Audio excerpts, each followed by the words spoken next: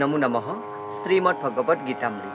আজি শ্ৰীমদ ভগবত গীতাৰ ক্ষেত্ৰ ক্ষেত্ৰজ্ঞ বিভাগ যোগ নামৰ ত্ৰয়োদশ অধ্যায়ৰ 29 সংখ্যক শ্লোক। এই শ্লোকভাগী হৈছে এনেধৰণৰ: সমং পশ্যন হি সৰ্বত্ৰ সমৱস্থিতমীশ্বৰম নাহি নস্ত্যাত্মনাত্মানং ততো ইয়াতি পৰাং গতিম।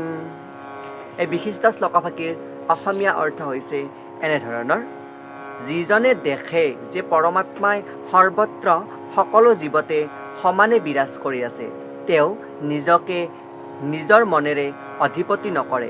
এইদৰে তেওঁ দিব্য লক্ষ্যৰ প্ৰতি গতি কৰিব পাৰে বুলি কোৱা প্ৰসংগত ভগৱান শ্ৰীকৃষ্ণই সখা অৰ্জুনৰ আগত এই বিশিষ্ট শ্লোকভাগী অৱতাৰণা কৰিছে।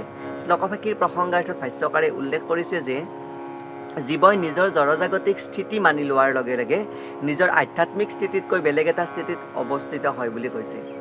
আৰু কিছুমানে সেই বিষয়ে সৰ্বত্ৰ কোনোবাই যদি বুজিব পাৰে, সেই পৰম তত্ত্বই নিজৰ পৰমাত্মা ৰূপেৰে সৰ্বজ্ঞানী বা যি সৰ্বত্ৰ বিৰাজ কৰা যি স্বৰূপ, অৰ্থাৎ কোনোবাই যদি পৰম পুৰুষ পৰমেশ্বৰৰ প্ৰতিটো জীৱতে উপস্থিত থকা বুলি বিশ্বাস কৰে, অৰ্থাৎ আমি পঢ়ি আহিছিলোঁ যে প্ৰতিটো জীৱৰে বা কুকুৰ চিগাল গৰ্ধৰ্ব সকলোৰে যে আত্মাত ৰাম স্থিত হৈ থাকে বা সকলোৰে শৰীৰত জীৱ কিংবা জড়জগতৰ প্ৰত্যেকটো বস্তুতে যে ভগৱানৰ স্থিতি থাকে, আত্মাৰ স্থিতি থাকে, সেই বিষয়টোক আমি যদি সকলো উপলব্ধি কৰিব পাৰোঁ, তেওঁৰ যি আধ্যাত্মিক জগতৰ ফালে থকা যি গতি, সেই গতি অহৰহ ঊৰ্ধ্বগামী হয় বুলি ইয়াতে উল্লেখ কৰিছে।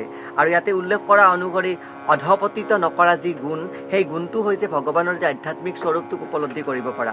আৰু মনটো সাধাৰণতে ইন্দ্ৰ তৃপ্তিৰ প্ৰতি যি আসক্ত হৈ থকা সেই অৱস্থা, সেই অৱস্থাক কিন্তু মনটোৱে যেতিয়া পৰমাত্মাৰ প্ৰতি উন্মুখ কৰি তুলিব পাৰে, তেতিয়া মনৰ অধিকাৰীজনে আধ্যাত্মিক উপলব্ধিৰ পথত অগ্ৰগতি হ'ব পাৰে বুলি উল্লেখ কৰিছে। এয়াই উক্ত বিশিষ্ট শ্লোকভাগীৰ সৰল গুৰাৰ্থ। আজি আমাৰ ভাৰত স্বাধীন হোৱা ৭৯ বৰ্ষ সম্পূৰ্ণ হয় ৮০তম বৰ্ষত ভৰি দিছে। গতিকে সমূহ ভাৰতবৰ্ষী ৰাইজলৈ মোৰ তৰফৰ পৰা পবিত্ৰ ১৫ আগষ্টৰ বা স্বাধীনতা দিৱসৰ শুভকামনা জনালোঁ।